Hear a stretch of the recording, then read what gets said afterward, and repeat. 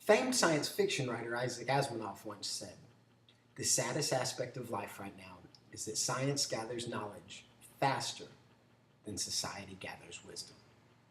So, what exactly does that mean?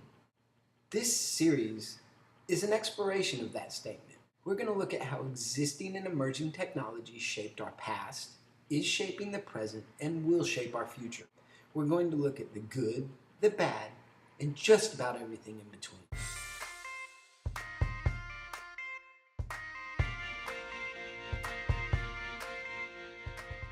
The world is moving extremely fast right now, faster than at any point in history.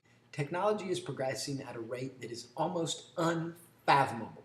To really understand exactly how fast technology is progressing, you need to be familiar with Moore's Law. Moore's Law states that at every 18 months, processing power doubles and decreases in cost. Now let me clarify a bit. Moore's Law is not really a law. It's more of a prediction. We're not talking about a drug-induced Nostradamus-type prediction, but rather Moore's Law is a scientific prediction. The amazing thing about Moore's Law is it has held true for upwards of 50 years. In order for us to really understand the power of Moore's Law, we must understand exponential growth. Here is a diagram showing exponential growth. We can see that with each step in the diagram, the total number of circles doubles. We start at step 1 with 1 circle, and in just 7 steps, we have an astounding total of 64. To put this into perspective, the average smartphone today has more processing power than all of NASA at the time of the moon landing. This growth in processing power is driving all of the incredible technological advancements we see today. The growth of processing power allows us to have smartphones. It allows scientists to better explore and understand the universe. It allows medical researchers to develop new life-saving technology. The important thing to remember is not only does this massive growth in technology make our lives better, but it also poses some problems as well. The internet has brought a wealth of information to our fingertips. The average person has access to more information than at any point in history. Sounds good, right? Well, it is. But it does have its downsides too. Not only do we have access to a wealth of information, but we also have access to a wealth of misinformation. Here is where Asimov's statement comes to life. We have this giant collection of information that just about every person on the planet has access to. But they also have access to misinformation. And most people are not properly trained to determine what is valid and what is not. To further inflate this problem, people tend to not so much look for truth as they look to confirm their existing beliefs. This is called confirmation bias. Confirmation bias has always been a problem for society, but with the introduction of social media like Facebook, confirmation has grown increasingly more problematic. Facebook uses algorithms that learn who you are. These algorithms learn what your interests are. They learn what your hobbies are. They learn what makes you happy and what makes you sad. They learn what our political leanings are. All of this information is used to drive content that match the interests and beliefs that we hold.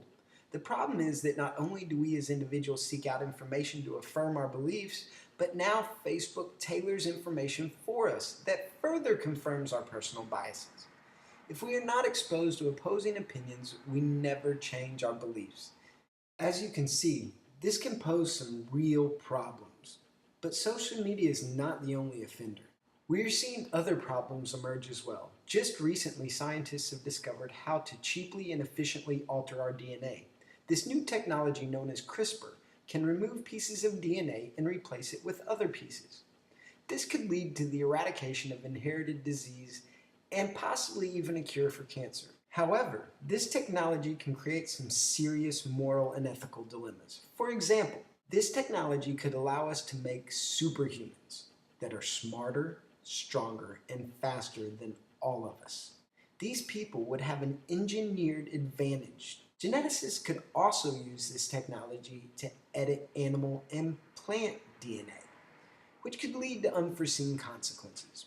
I don't want to go into too much detail on the subject because it's a topic that needs an entire show unto itself. Another problem arising from our technological boom is AI and automation.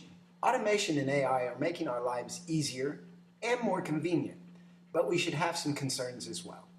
There are those that fear as we develop AI, we will wind up with a Terminator or Matrix type scenario, where machines become smarter than us, develop consciousness, and take over the world. I don't so much fear this scenario as much as I fear what it will mean to the job market. Many tech insiders believe that automation and AI could replace a good portion of our job market in the coming decades. Some estimates suggest that as much as 90% of the job market will be replaced by machines in the next 50 years. And we are already starting to see the effects. Self-checkouts at retail stores, self-driving cars, fast food vending machines, basically any repetitive job can and will eventually be performed by robots and AI. This is another topic that needs to be discussed in more detail than we have time for on this episode, so do expect an entire episode dedicated to automation and AI in the near future. Today I have discussed just a few of the emerging technologies that are and will continue to change our lives in the coming decades. I thank you for joining me today, and remember, things are rarely black and white.